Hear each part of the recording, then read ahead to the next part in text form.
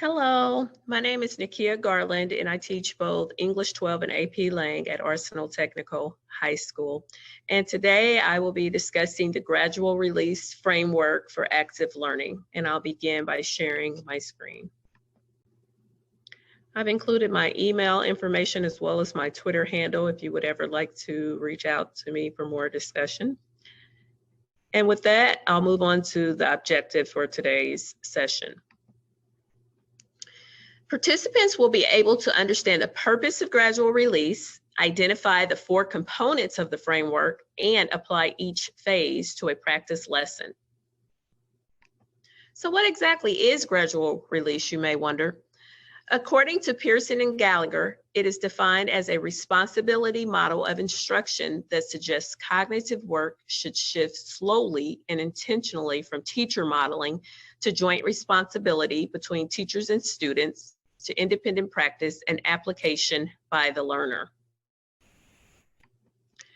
And I've broken this down to understandable terms. There are 4 parts. We have modeling, scaffolding, collaborating, and transfer. So modeling is I do. So that's where the teacher is on the stage. The teacher is actually showing the students how to learn a different concept. You're modeling. This modeling could look like making thinking visible, having an exemplar that you produce for the students. This is where the students are watching you so they can figure out what it is you want them to do. The next step is the scaffolding and support. That is the we do or the help me. And this is class wide. So everyone in the class is practicing the concept that you did in the I do part of the gradual release. So this is, everyone would be doing it together. And then you have collaborating, that is few do, where you could pair students together to practice a concept. You don't necessarily have to have the entire class doing it again. And then the final stage would be the transfer, which is you do, and that's where you allow the students to show you that they've mastered the concept with independent practice.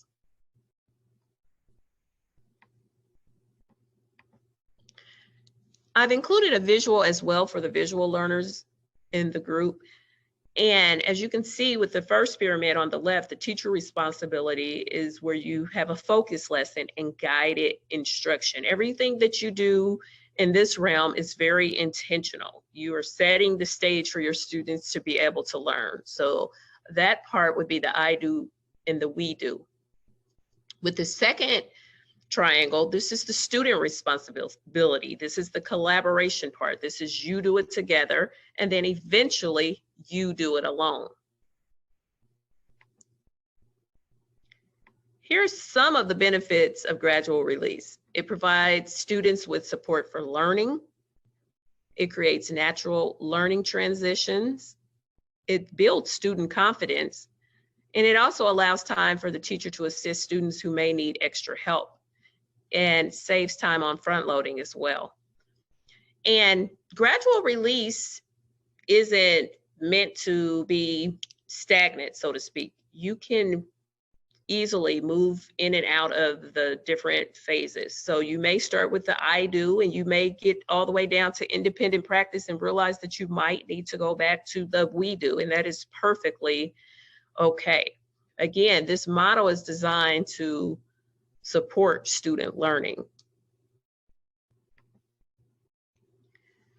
With step 1, I do or show me, you can assume that the teacher has already unpacked the standard to create the objective. Then the teacher will provide direct instruction on a chosen concept or skill by modeling the lesson while the students watch. Thinking out loud is a vital part of this process because it helps students to hear how you make sense of a concept. Step 2, we do or help me.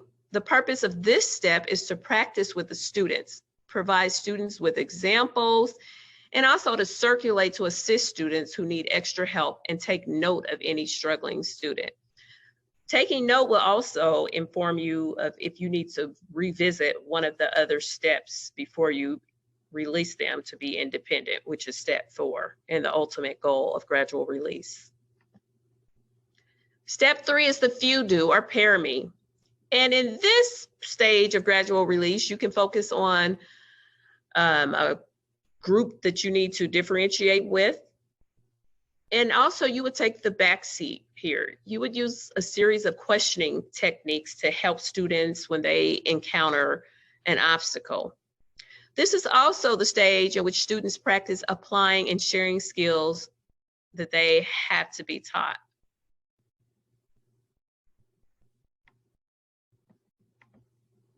And our final stage is you do, let me.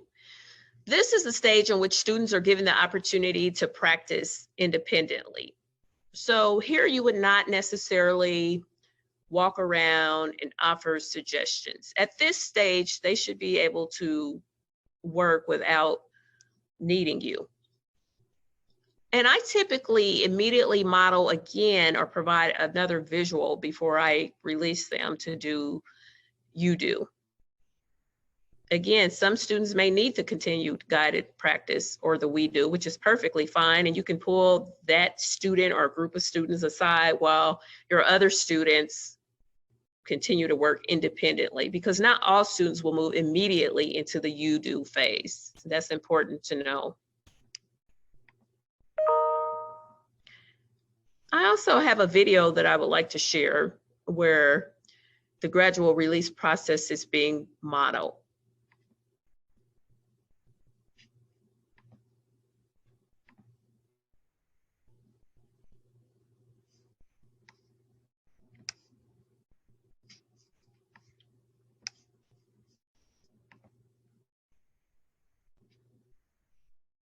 I have 3 handouts that I'm going to give you. We are going to be focusing today on, here comes Jihad. Come on in. Perfect timing, Jihad. Listen, I'm sitting you over here next to Corey, please. Okay. We're going to be focusing on peer editing today because you are going to be required to edit one of your classmates' final paper before it's turned into me. So there's 2 reasons. This is a twofold exercise. First, it's going to help a classmate improve their writing. Secondly, it's going to help you improve yours. SP, that means there's a spelling error.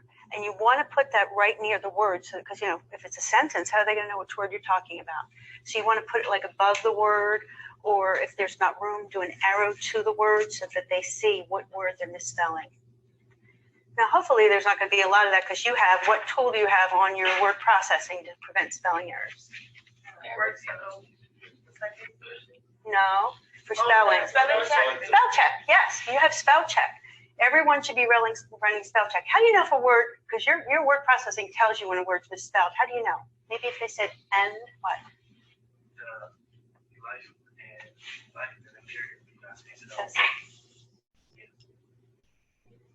That's what's wrong.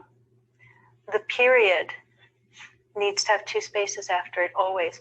Folks, anytime you use punctuation in a sentence, you punctuate, 2 spaces, begin the next. And as far as that sentence, it's actually okay, Corey, because she is listing things. Function in the morning, advance our physical abilities, and awareness. Then it says, for athletes, sleep is essential to their career since they endure hours of demanding physical training. Any problem there? No, it's a good sentence.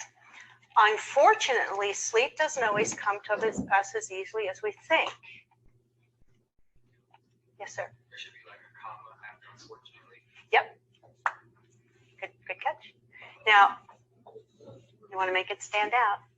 You can put the insert. It doesn't always come as easily as we think. Athletes stress on how important their game is that they're about to play. Anyone, go ahead. Why is there like a period between playing which? Okay, so Get rid of that, change that with like a comma. here, that needs to go. What else in this sentence? Instructions highlighted. Why would you end the sentence there?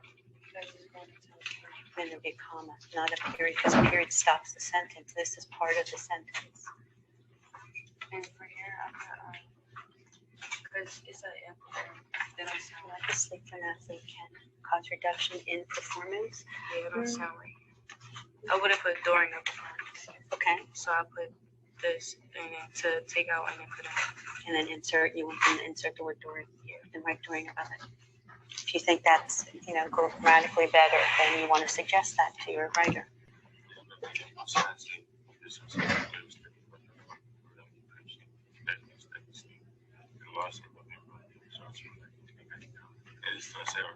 Okay, what's wrong? What's going on here? The sentence starts here. Where does it end? All the way down there. So what could we do to make this better? What if it was broken down into 2 or 3 sentences? Yeah. Okay, how would you do that? And then you would take some of this, and then so you probably stop like around here. I don't know. Read it out. A third study was performed by Riley and Percy. They conducted a study of sleep loss in the weight room. The results. No, I wrote this down. Okay, let's start again. You almost had it. Third. A third study was performed by Riley and Percy. Also, right here. Yeah. Period. The writer's letting us know who conducted this third study. So then what does that mean has to happen there? A space and a capitalization. Good. Make those marks.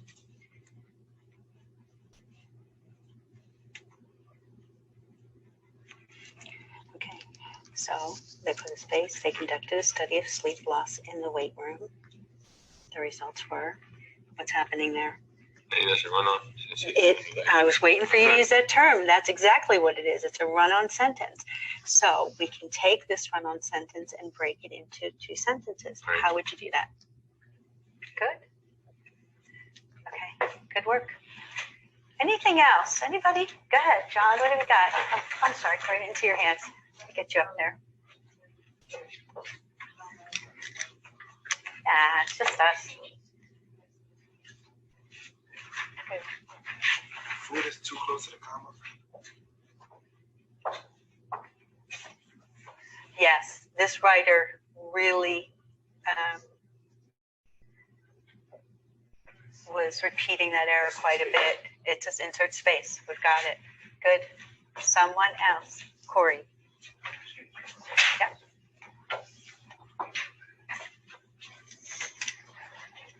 Tell us what you're doing, what you're focusing on as you do it, okay? I feel like the top of the sentence contradicts like the whole paragraph because they said that they could find like little evidence of how sleep deprivation affects athletes' performance, but then they go into like intricate detail about like how like sleep deprivation like affects weight and all that kind of stuff. And then another paragraph they said that sleep deprivation affects like your reaction by like 20%. So that's like. Okay, so let's find that part. Circle that part in, yeah.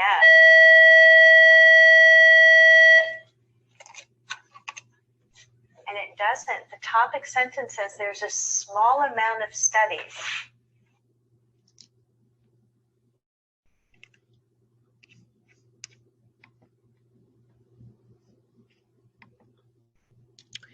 Now I would like you to think about some of the things that you witness as you watch Miss Rinaldi move through the I do, we do, and you do parts of the lesson. So what did you notice?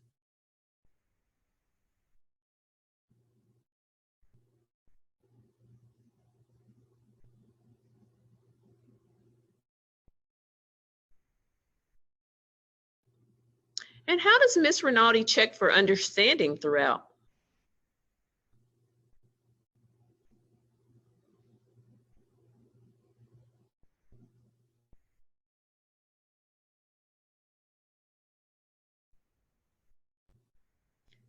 And lastly, what makes this a strong example of the teacher engaging students in learning?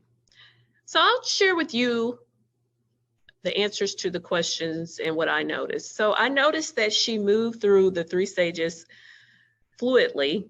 And I also noticed that if she encountered a student who seemed stuck, that she was able to navigate back into one of the stages. I also noticed that she checked for understanding by simply walking around and monitoring what the students were doing. She asked leading questions throughout, and she had students demonstrate what they knew because she displayed a sample essay on the overhead, and she had the students state what the problem was and what they needed to do to fix it. And I also noticed that she never gave them answers. She would simply ask them questions to kind of spur their thinking. And she also, of course, she started out by modeling for the students exactly what it was she was looking for.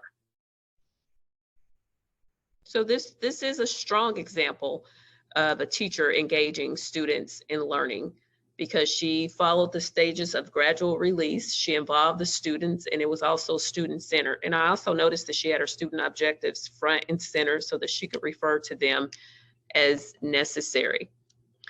So for the application component, I would like you to use one of your lesson plans and identify each phase of the gradual release model. And I will give you 5 minutes to do so. The resources that I use for this session include Structured Teaching, a Framework for the Gradual Release of Responsibility, the 3rd edition by Douglas Fisher and Nancy Frey. Thank you so much for your time. If you have any questions for me, feel free to send me an email. Thank you.